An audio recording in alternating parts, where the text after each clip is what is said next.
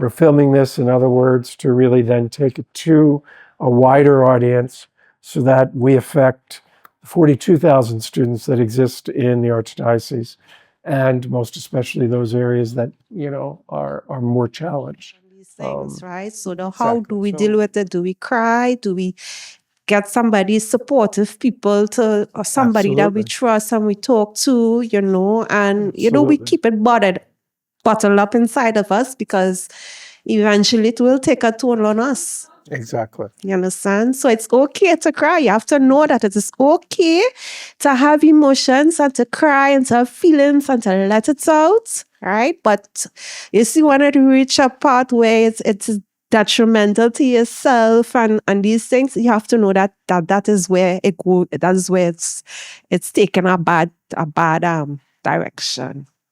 I'm just saying, and what I went through, my thing is, I decided to join a church.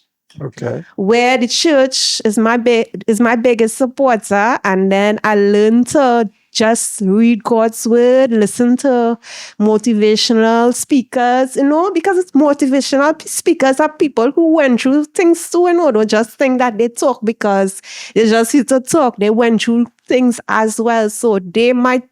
You listen to them, you will hear them tell their stories. Mm-hmm. You understand? And yeah, these are things that we need to turn to God, most importantly. God. You gave really two very good solutions. The first that I heard you say was feel what you feel.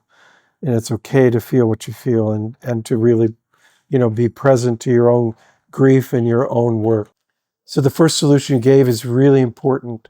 And that's the hard work of grieving, isn't it? It's the hard work of crying when you need to cry, of being angry when you need to be angry, of being frustrated when you're just frustrated, but allowing yourself to grieve natural losses is really important, and to me, here I am, this big doctor of psychology, and I had to learn how to grieve because I had to grieve.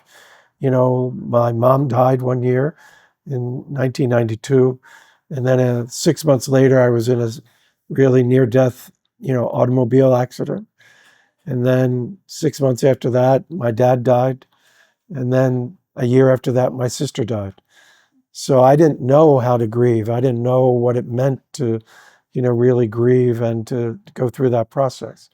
But I think that's what we have to teach each other, and that's what we have to really walk with each other. And I know for me, one of the things that helped me was drawing on my friends, drawing what family I did have, that were able to help me do that. But the second key solution you said is sometimes your faith community is important and your faith is important. Sometimes it's not. Sometimes you're just angry with God too. And that's a good thing.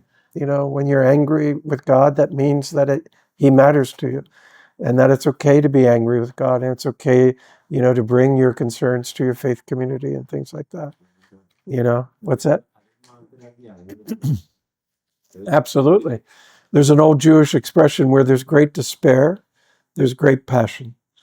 In other words, you don't despair over something that doesn't matter, and to me, that's what helped me, is I was angry at God for a long time.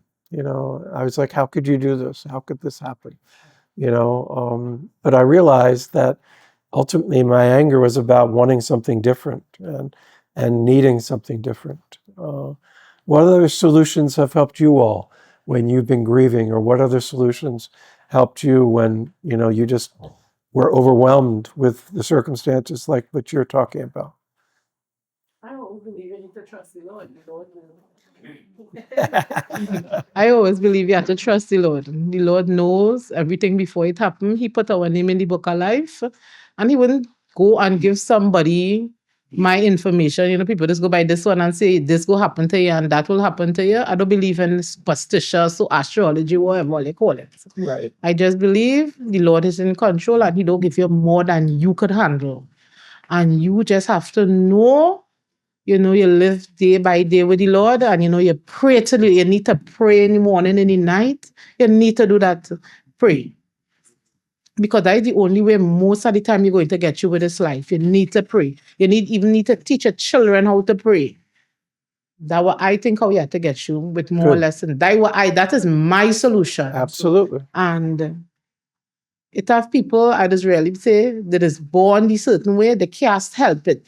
They can't help the way they like bacchanal. They can't help the way, and they will still cause confusion. They will have more than you. They will have less than you. And because them not happy, them have to make sure you not happy. So you know what? You just pray and just leave them and let it be. Digest it. Awesome answers. Thank you. Once again, we're going to use you as a parenting expert. We're going to put you on the road, child of God. And you're next.